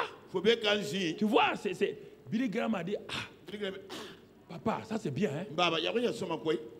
Il s'est levé. Jeune, il est chaud, il est parti voir sa femme. C'est ça le problème des jeunes. Quand on leur dit des choses, ils n'examinent pas la parole de Dieu. Pour lui, c'est une opportunité. Tout le monde va me connaître Billy Graham Université. Il s'en va, sa femme, qui est très très sage, il s'est assis au salon maintenant. Il dit, ma femme vient. Tu connais tel homme d'affaires là? Il dit, oui. Il est très sérieux, il est bien et tout. Il m'a promis, il m'a dit que il a tout expliqué à sa femme. Quand il a fini, il dit à ma femme, alors qu'est-ce que tu penses? Il croyait que la femme allait applaudir. La femme est restée silencieuse. Il dit, mais tu dis rien? La femme élève la voix de Billy Graham. Billy Graham. Billy Graham. Billy Graham. Dis pas son mari, hein. Billy Graham. Billy Graham. Quand Dieu t'a appelé, qu'est-ce que Dieu t'a dit? Qu'est-ce que Dieu nous a dit? Est-ce qu'il a parlé d'université? Il nous a dit faire quoi? D'aller dans le monde entier, de prêcher la bonne nouvelle. Malgré les difficultés, on aura des problèmes, on sera insulté. Billy Graham, tu es séduit. Billy Graham, j'élève ma voix pour te libérer de la séduction. Elle s'est levée, elle est partie. Comme la plupart des maris ne sont pas contents. Il a commencé à bouder, il a gonflé comme un crapaud, tu vas descendre. La plupart des maris, c'est ce qu'on fait. Quand votre femme, Dieu vous donne une bonne femme pour vous conseiller, elle vous conseille, vous la jetez de côté, vous partez. La femme n'a rien dit. Elle dit, moi je ne bouge pas. Quand tu étais petit, là, on a prié ici. Dieu a dit que tu seras évangéliste. D'aller dans le monde entier. On vient te proposer parce que tu es un chrétien. Mais Satan ne parle pas les chrétiens, non? Il était fâché, il a tourné, la femme ne dit rien. Comme ce n'est pas une femme violente. Si c'est une femme violente, il va chercher bagarre. La femme ne parle pas. Il mourut, il tourne, il fait tout, il fait, la femme est assise, cool. Après, il est venu de bon. Bon, ce qu'on dirait, ce que tu dis là est vrai. Hein? C'est comme ça les hommes. On va, je vais aller voir l'homme. Quand il est parti voir le vieux là, il a expliqué. Le vieux il a dit, jeune homme, tu viens de manquer ta chance comme ça. Hein? Comment? Lui, un ancien comme ça, il veut te promouvoir. Il veut t'élever. Il faut être un grand homme. Billy Graham est parti. Dieu lui a dit, si tu avais accepté ça, ta propre vie là, tu n'es pas loin. Moi, je n'utilise pas des rebelles. Satan allait te tuer et j'allais trouver quelqu'un d'autre te remplacer. Moi, j'ai beaucoup de remplaçants. C'est en ce moment que son ministère d'évangéliste a commencé à grandir. Il est devenu l'évangéliste numéro 1 du monde entier. Mais le vieux voulait l'enterrer, le vieux ne savait pas. Il ne le fait pas exprès. Mais Satan est venu derrière, comme derrière Pierre. Tu ne mourras pas, Jésus, tu ne mourras pas. Jésus s'est retourné. Arrière de moi, Satan. Tes pensées sont pas celles de Dieu.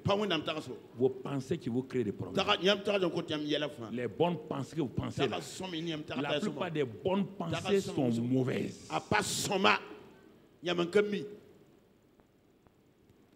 J'ai une bonne pensée, j'ai un bon projet. Les bons projets viennent d'où? De l'arbre de la connaissance du bien et du mal. Les projets de vie viennent d'où? De l'arbre de la vie. Ou d'où viennent tes projets? Oh, mon pasteur, je veux faire un grand orphelinat. Oui, ça vient de qui? C'est inspiré par qui? Est-ce que Dieu t'a appelé quand? Non, on va faire ceci. On va faire cela maintenant. Pasteur, une caravane. Comme on a vu des caravanes des chanteurs au Burkina, nous avons décidé, nous les chanteurs chrétiens, on va faire une caravane de concerts et d'évangélisation. Ça vient du royaume des cieux. Ou bien, vous avez vu les gens de ce monde là faire des caravanes. Vous voulez simplement ajouter caravane spirituelle, charismatique et tout. Vous croyez ça change Satan? Mon frère, ma soeur, quelles sont les pensées que tu entretiens? D'où viennent ces pensées? Parfois, il y a des gens, je ne parle pas. Parce qu'ils croient que vous êtes contre eux. Ils croient que vous ne pouvez pas les aider. Moi, je ne veux pas aider quelqu'un à mourir. Je ne veux pas aider quelqu'un à échouer. Non. Je vais aider les gens dont je suis sûr qui sont connectés à la volonté de Dieu. Qui sont connectés à la volonté parfaite de Dieu. C'est important, frères et sœurs. Alors, donc, quand nous comprenons ce chose-là, alors si vous priez le problème, la situation va s'empirer. Si vous priez la réponse, le Seigneur va résoudre vos problèmes rapidement. Voilà. Voici une prière que quelqu'un a faite. Seigneur, je vais vous donner quelques témoignages, puis je vais prier avec vous, on va terminer. Il faut que votre vie de prière sera toujours égale à vos pensées. Seigneur, c'était un couple qui voulait vendre sa maison. Parce qu'ils avaient d'autres projets et ils veulent vendre leur maison. Ils ont commencé à prier. Pas de réponse. Puis à un moment donné, ils ont dit, Seigneur, on n'a pas pu vendre la maison. Tu vois, on a des dettes. On va tout perdre. On va tomber en faillite. Cette prière-là, Dieu va l'exaucer. Ils sont en train de prier quoi? La solution ou le problème? Quand c'est comme ça, les gens sont sérieux. Hein? Ils vont s'asseoir, pleurer même, pleurer. Seigneur, tu vois, on va tout perdre. Hein? On va tomber en faillite. Tant que tu restes sur ça, là, tu vas périr, être enterré, Dieu n'agit pas. Quand je dis ça, les gens ne croient pas. Il y a des milliers de gens qui meurent comme ça, Dieu n'intervient pas. Parce qu'il ne peut pas intervenir, c'est contre sa parole. Ils veulent accuser Dieu d'être responsable de leur échec. Dieu n'intervient pas. Tu ne peux pas accuser Dieu et il va venir. Si tu es un accusateur, tu es de la catégorie de Satan. Tu peux pas accuser Dieu et Dieu va accepter. Tu ne peux pas, je ne peux pas. C'est pas toi qui t'es créé, c'est Dieu qui t'a créé. Ils ne sont pas de la catégorie des accusateurs. Hein. Ça ne te servira pas. Ils ont fait cela. Ils ont continué à prier. Et effectivement, il n'y a pas de réponse. On est venu, l'huissier a été envoyé. On est venu ramasser les affaires. Oh Seigneur, les gens ont dit, mais pourquoi tu as permis ça? Seigneur, pourquoi tu as permis ça? Seigneur, pourquoi tu as permis ça? Mais les gens n'étaient pas là quand la famille l'a pris. Ils n'ont pas entendu leur prière. Et les chrétiens regardent les gens. Vous croyez que les gens du temps de Job n'ont pas, certains n'ont pas posé de questions à Dieu? Seigneur, pourquoi tu permets à l'homme le plus saint de toute la région d'avoir tant de problèmes? C'est l'homme qui est le plus saint de la région. C'est l'homme qui nous fait des leçons de morale partout. Dieu dit, moi-même j'ai parlé bien de lui à Satan. Moi-même je suis d'accord avec vous. Moi-même j'ai parlé bien de Job. Mais il y a quelque chose qu'il peut faire. C'est que Job en lui là. J'ai parlé pour que Job change. Il a continué à vivre à ses pensées. En ce moment-là, j'ai voulu mettre en lui mes pensées. Job, tu es bien. Tu es un homme intègre. Tu es un homme formidable. Donc, Job devait faire quoi? Enlever ses pensées négatives, accepter les pensées de Dieu. Non, il n'a pas accepté. Moi, je ne peux rien. Satan m'a donné la permission. Satan, quand il demande conseil, c'est légal pour lui. Quand il voit quelque chose de pensée négative, moi je ne peux pas l'empêcher. Je suis un Dieu légal, je ne peux pas l'empêcher. Vous ne pouvez pas mettre une viande pourrie chez vous et empêcher les mouches de rentrer. Vous ne savez pas d'où les mouches vont venir. Si c'est faux, si vous dites c'est faux, allez dans votre maison, fermez, mettez climatiseur, tout. Laissez. Et à un moment donné, prenez la viande pourrie au dehors. Venez dans votre salon. Attendez. 5 minutes, c'est vous qui appelez les mouches. C'est vous qui les appelez. Elles vont venir. C'est la même chose avec vos pensées. Vos pensées attirent Dieu ou attirent Satan. Quoi que vous soyez, vos pensées là vous attirent vos propres problèmes. Quand tu n'aimes pas quelqu'un dans tes pensées, personne ne va t'aimer. C'est pourquoi les gens disent personne ne m'aime. Est-ce que tu aimes les gens? Quand tu vois les gens, est-ce que tu les honores? Voici le vrai problème. Prier pour prier là, ça ne sert à rien. Il y a des gens qui ont prié, des pasteurs, des prophètes qui ont prié. Ils viennent pleurer dans mon bureau. Ceux qui vous conduisent là, ils viennent prier dans mon bureau. Papa, on ne sait pas. Mon ministère ne marche pas. Il dit, mais pourtant, tu mets des affiches partout, tout le monde te suit, non? Il dit, oui, mais papa, il faut comprendre. On ne sait pas qu'est-ce qui se passe. Il dit, assois-toi. Quand je vous parle, vous croyez que c'est pour faire du mal? Non. Non, mon ami. Autre témoignage. Mon frère. Un grand footballeur. Parfois les chrétiens, ils parlent au hasard. Il était un grand footballeur, il est chrétien. Et il prie. Il croit que c'est une grande prière. Il dit, Seigneur, mon amour pour toi ne changera jamais. Jamais. Même si un jour je suis blessé ou non. Ça, c'est une prière. Au prochain match, il a été blessé au genou. 3 mois. Il ne peut pas jouer. Il veut parler au Seigneur. Tu as dit quoi? Pas moi, tu n'as pas prié moi. Hein? Tu as prié ton ennemi. Est-ce que moi je demande des gens blessés? Hein? Est-ce que moi je veux que mes enfants soient... écoutez, vous voulez que votre enfant soit blessé pour que vous l'aimez? Hein? Tu as déjà vu ton enfant venir dire papa? Bon, qu'on me coupe le bras droit ou pas, je vais t'aimer. Mais tu vas lui dire, mais ça c'est quelle prière? Mais pourquoi tu dis ça? Quelle est la raison? Alors, vous dites la même chose. Il a été blessé? 3 mois, il est paralysé, il est assis. Il a perdu de l'argent. Et quand il s'est levé, il ne pouvait même pas bien jouer. Sa carrière a commencé à aller comme ça. C'est sa propre bouche. Il a cru que dans sa pensée là, quand on dit des choses comme ça, ça plaît à Dieu. Ça, c'est les dieux, les idoles qui aiment ça, pas les dieux vrais. Mon frère, ma soeur, une chrétienne prie. Elle prie, Seigneur, je suis prête à renoncer à tout. Écoutez-moi, femme. Je suis prête à renoncer à tout, sauf à mon mari, pour mieux te connaître. Dieu n'a pas exaucé. Dieu n'exaucera pas. Et elle a continué.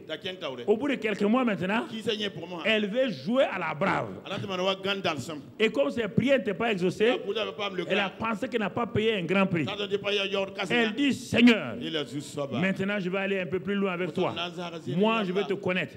Je suis prête à renoncer à tout, même à mon mari, s'il le faut. 3 mois plus tard, Satan est venu prendre son mari. Ah ouais. Chaque prière est écoutée par Dieu et par le réseau satanique. Satan n'est pas omniscient. Mais il y a un réseau omniscient qui lui transmet toutes les mauvaises prières des gens.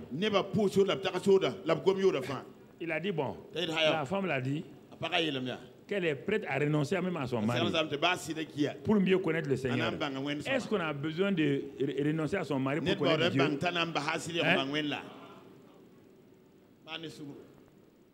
Une femme dit, mon mari et moi, on doit mourir le même jour. Jamais on doit se séparer. Le jour qu'il mourrait, je vais mourir. Un jour, le mari partait. Il y a plein de gens. Vos pensées là vous créez des problèmes. Quand votre enfant sort pour aller à l'école, vous êtes dans votre pensée, vous voyez ambulance, vous voyez les pompiers, on vous appelle. Ça va vous arriver. Dieu vous a dit, ce que tu penses là, c'est ce qui va t'arriver. Tu ne peux rien faire dans ça, à moins que tu chantes ta pensée. Ce que tu penses là, c'est ce qui va t'arriver. Un homme est tel que sont ses pensées. Vous ne voulez pas changer vos pensées. Elle a dit ça. On avait dit, son mari partait, il a fait accident, il est mort. Non, tant qu'elle ne voit pas, elle ne croit pas. Ils l'ont prise pour aller. Au moment où ils arrivaient vers son corps, deuxième accident, la femme meurt. Je vous dis, c'est Dieu qui a tué l'homme et la femme. Est-ce que l'homme là même savait que sa femme priait comme ça? C'est sa femme là qui l'a tué.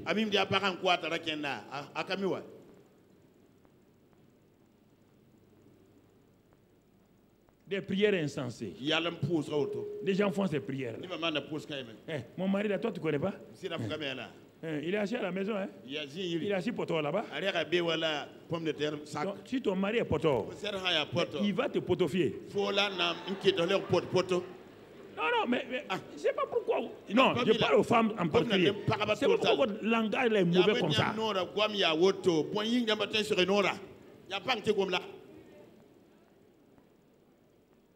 On vous demande que ton mari. Mais ça va bien. Mais pourquoi vous voulez... Mais c'est pas ton mari, non? Mais pourquoi tu veux condamner, crucifier ton mari?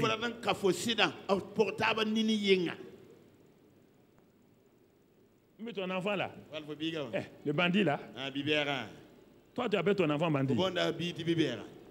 L'enfant que toi tu as eu là, c'est un bandit. Ok, tu verras. Les jours qui vont sortir le revolver, tu vas voir. En Afrique, on aime jouer avec ça. Où est ton petit bandit là? Le voilà. Oh. Où est ton petit bandit tu le présentes? Satan dit marquez le bandit. Toute sa destinée est changée. Je vous parle sérieusement. Des choses vous arrivent, vous comprenez que ça vous arrive. Vous priez quoi? Vous priez qui? Vous priez pourquoi? Cette année-là, je sais que pour qu'on réussisse au baccalauréat, toi, tu es venu prier. Toi, tu n'as pas dit qu'on réussisse au baccalauréat. On a dit que cette année, c'est dur. Hein? Non. Ah bon? Même si c'est dur là, s'il y a un seul candidat, c'est moi. Non, non, non. On a dit attention. Hein? Attention. Hein? Ah, cette année, c'est dur. Hein? Et nous autres, là, comment on va faire maintenant? Nous autres, là, qu'est-ce qu'on va faire? Okay. Si toi, tu es nous autres, tu seras nous autres fiers. Non, je ne comprends pas pourquoi les chrétiens ont un langage négatif.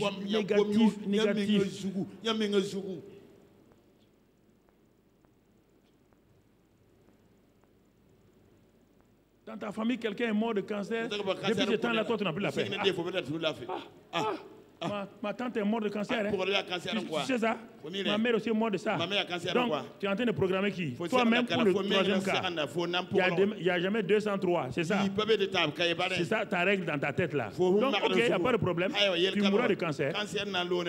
Ta prière, rien ne peut changer. C'est ça. Tu ne changes pas ça.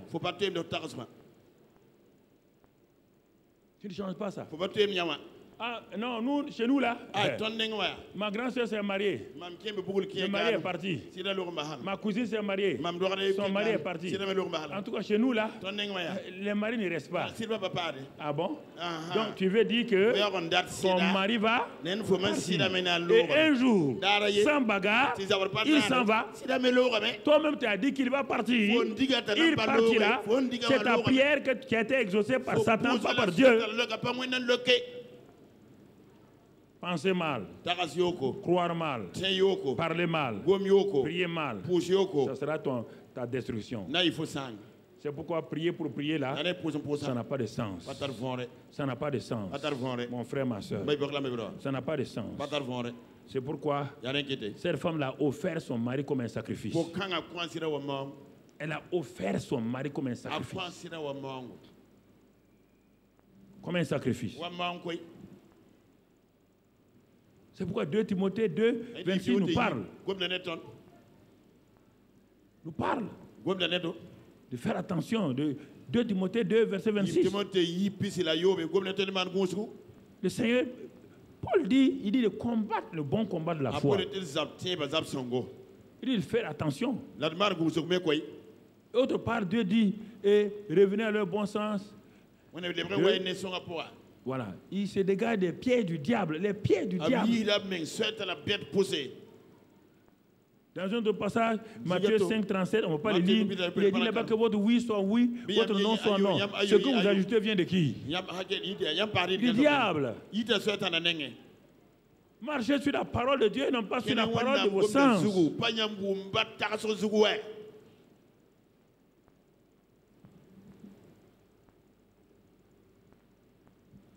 C'est ça, frère. C'est ça, ma soeur. Un jour, une chrétienne a bien compris ça. Ah, elle dit, je comprends pourquoi mon mari n'est pas sauvé. C'est pourquoi il y a bagarre dans notre maison. Ce sont mes pensées et mes paroles. Mes pensées et mes paroles. Et quand elle a compris ça ce jour, quand ce message a été prêché, elle s'est levée. On a dit de prier. Elle s'est levée, elle a prié. Voilà comment elle a prié.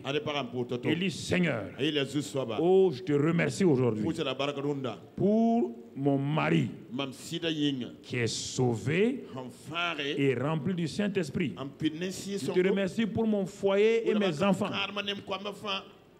Merci Seigneur. Elle s'est assise.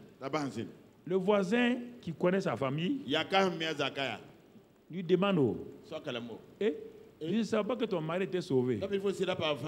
Son mari n'était pas sauvé.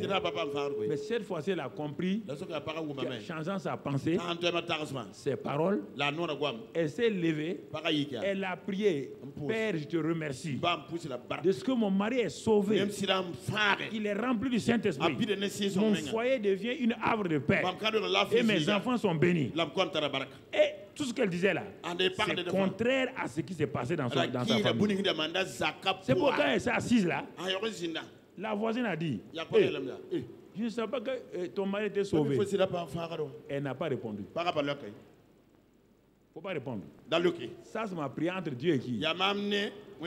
Tu n'as pas à me demander des comptes. J'ai adressé ma prière à qui? Elle s'est assise. L'autre là, ouais, c'est pas ton mari, c'est pas ta famille. Tu te tourmentes pour ça, pourquoi? Elle a dit, je rends grâce à Dieu que son mari est sauvé. Pourquoi toi tu t'assois maintenant? Est-ce que vraiment cette femme-là, est-ce qu'elle ne ment pas? Ça te regarde? Elle est comme ça, là, qui aime compliquer leur vie. Mais elle-même, rien n'avait changé chez elle. Puisque les deux se connaissent. Les deux maris ne sont pas sauvés. Elle est prise comme ça. Elle dit, ah bon? Mais pourtant on prie ensemble il y a longtemps. Tu ne m'as pas dit que ton mari est sauvé? Non. La femme, elle vient d'entendre, comme je suis en train de prêcher là, qu'il faut changer de pensée, de parole. Elle s'est levée, elle a fait ça. Et le pasteur a dit, ma fille, tu es exaucée. Elle s'est assise tranquille. Quelques jours plus tard, Dieu a provoqué des circonstances. Parce qu'elle voyait son mari quoi? Sauvé. Elle voyait son mari rempli du Saint-Esprit. Quand elle vient à la maison, son mari n'a pas changé. Il est toujours le même. Il est assis. Quand lui la regarde, elle le regarde. C'est un mari sauvé. Elle dit, oh, elle salue son mari. Elle bénit son mari. Son mari est sauvé. Il y a la paix dans le foyer.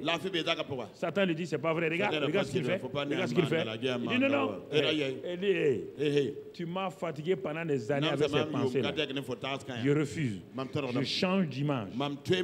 Je change d'image. Vous savez faire ça avec vos téléphones, vos ordinateurs, vous ne savez pas faire avec votre cerveau. Rapidement, vos mains sont dit changer de ceci, changer de cela. Vous les changez. Votre propre cerveau, là, qui est le plus grand ordinateur, là, vous ne changez pas les images de cette pensée. Ça, c'est quelle histoire? Hein? Des hommes qui ont fabriqué des machines, vous dites de changer, vous obéissez. Et vous changez.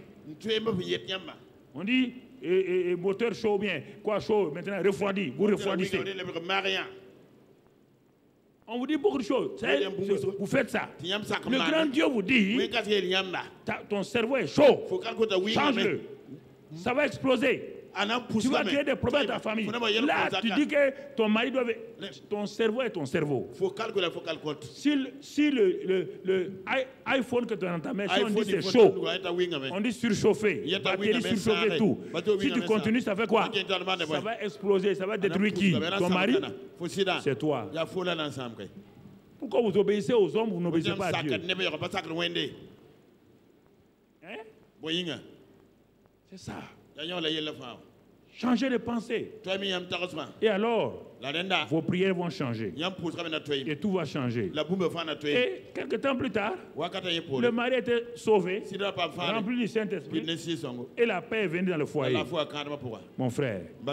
Et une autre sœur dit, Seigneur, tu nous as bénis financièrement. Il y a beaucoup de femmes comme ça. Tu nous as donné de l'argent. On a des maisons, on a l'argent, on a tout. Mais Seigneur, mon mari là, il n'est pas encore en règle totalement. Il y a ceci ou cela qui ne va pas. Ceci ou cela. Je suis prêt à renoncer à toute notre richesse. Pourvu que mon mari soit changé. Pourvu que mon mari soit bien. Ah bon? Je suis prête. Tu es prête? Oui, oui, elle continue. Elle continue à prier. Elle continue à prier. Chaque fois elle prie, Seigneur, je suis prête à renoncer. Si c'est la pauvreté qui va amener mon mari et moi à être dans la paix, dans la joie. Toi, tu n'as pas lu que le pauvre est Dieu. Ok. Qu'est-ce que Satan a fait? Satan a dit ok. C'est que Dieu a béni. Elle dit que Dieu n'a qu'à retirer. Dieu ne retire pas les choses. Moi je vais retirer. Elle a choisi. Satan est venu rafler la richesse. L'entreprise tombe en faillite. Quand l'entreprise est tombée en faillite, ça a tombé net. Son mari est venu se repentir, changer de vie. Maintenant, il a changé de vie. Mais ils sont dans quoi? Pauvreté. Les bagarres de pauvreté ont commencé.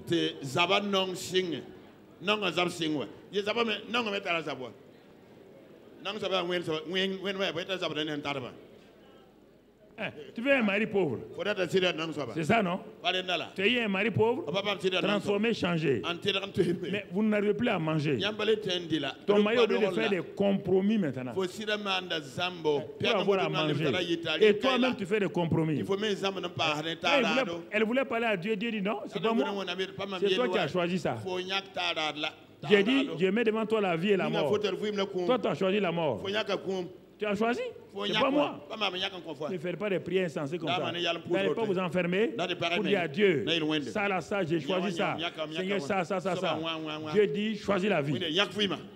Il sait que tu vas être bête, aller choisir la mort. Il dit, choisis la vie. Il dit, je mets devant toi la vie et la mort. Mais après, Dieu dit quoi? Choisis la vie. Il y a des gens, quand ils ont un problème, ils ne prient plus. Ça, c'est des pensées négatives. Ils commettent des bêtises. Et quand la bêtise vient, ils se fâchent contre Dieu. Ils ne viennent plus à l'église. Ils ne prient plus. Quand tu veux leur dire de faire ceci, ils ne font plus. Mais ils sont fâchés contre tout le monde. C'est ta bêtise qui t'a mis dans cette situation. Il faut te repentir. Il faut te repentir. Vous comprenez? Les gens ne se répandent pas. Ils en veulent à Dieu. Ils en veulent à leur pasteur. Mais, mon ami, tu as fait ce choix-là. Voici le résultat. Il faut être courageux. Il faut apprendre mari et femme à être courageux l'un vis-à-vis de l'autre. Un mari peut détruire sa famille à cause d'un acte insensé qu'il pose. Et puis, il ne va même pas se rendre compte qu'il a posé un acte. Dès le moment où vous êtes mariés, vous êtes dans la même barque. Si c'est un non-croyant, Dieu dit que la femme croyante va sanctifier son mari. Par ta prière, tu peux amener un changement si ta prière est accompagnée de bons actes. Là, tu vas changer. Mais si tous les deux vous êtes chrétiens, et vous priez mal. Vous priez mal. Je vais m'arrêter là parce que mardi et mercredi, on va voir la suite. Aujourd'hui, c'était pour vous dire que lorsque je pense mal, ça va changer ma croyance. Et la croyance va amener des paroles négatives. Et quand je vais prier, je rentre dans mon lieu secret de prière avec des pensées négatives. Je ne vais pas réussir. Ne vous asseyez pas dans votre maison discuter des messages. Quand ça ne va pas sur ton mari, regarde-le tout droit dans les yeux. Il dit, mon mari, on est ensemble là. Ça ne va pas. Ça ne va pas. Il faut qu'on reconnaisse. Il ne faut pas l'accuser. Il dit, mais regarde, quand même, Dieu là, est-ce que Dieu est contre nous? Non. Mais pourquoi ça ne va pas ici? Je constaté, il y a ça. Je n'ai pas voulu te dire. Il y a ça. Moi aussi, il y a ça. Si tous les deux, on abandonne ça là, Dieu va nous aider. Dieu va nous aider. Les proclamations n'ont pas d'importance si ma pensée n'est pas changée. Frère, c'est pourquoi nous avons préparé ce message-là pour venir partager avec vous. Parce que nous savons que nous nous accordons sur ces choses-là et nous voyons comment Dieu nous exauce. Parce que l'exaucement dans la vie familiale, dans le couple, est plus grand que d'aller faire des miracles au dehors. Mais oui. Dis avec moi, Père, je te remercie ce matin pour la révélation de ta parole. Au nom de Jésus, j'ai été éclairé et à partir de maintenant, je prierai ce que j'espère en bien et non mes problèmes. Seigneur, je résiste à mes pensées négatives. Je résiste à Satan et à mes montagnes. Comme Marc 11, 23, 22 le dit. Je parle à Satan et à mes montagnes avec autorité et il s'éloigne de moi. Seigneur, je me répands de toutes mes paroles et prières négatives que j'ai faites. Au nom de Jésus-Christ, je brise le pouvoir de toutes les paroles insensées que j'ai prononcées. Par le sang de Jésus, j'annule leur effet négatif contre moi, ma famille, mon mari, mes enfants, ma nation, mon pays, mon église. Au nom de Jésus, j'arrête toutes les actions négatives et les forces maléfiques déclenchées contre moi. Seigneur, je te demande pardon pour toutes mes pensées négatives et mes paroles négatives. Au nom de Jésus, je reçois maintenant ton pardon. Le sang de Jésus me purifie. Seigneur, j'allie mes pensées sur tes pensées.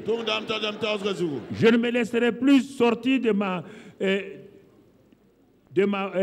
ma bouche des paroles négatives. Dirai des paroles qui servent à m'édifier et à édifier mon prochain. Seigneur, au nom de Jésus, mets en action des saints anges pour me protéger contre les actions sataniques sur mon chemin. Il y a la vie et non la mort. Aucun malheur ne m'arrivera, ni à mes bien-aimés. Seigneur, tu me bénis dans toutes mes activités. Tu me rassasies de longs jours, d'heureux jours. Tu me rajeunis comme l'aigle. Merci Père. Au nom de Jésus, je déclare que tout pouvoir des ténèbres a perdu son pouvoir sur moi. Je vis et je marche dans la victoire quotidienne en Jésus-Christ. Celui qui est en moi est plus grand que celui qui est au dehors. Il me dirige à chaque instant car il est mon bon berger. Amen, amen et amen. Que le Seigneur te bénisse. Que la grâce de Dieu soit avec toi. Au nom de Jésus. Amen. Amen.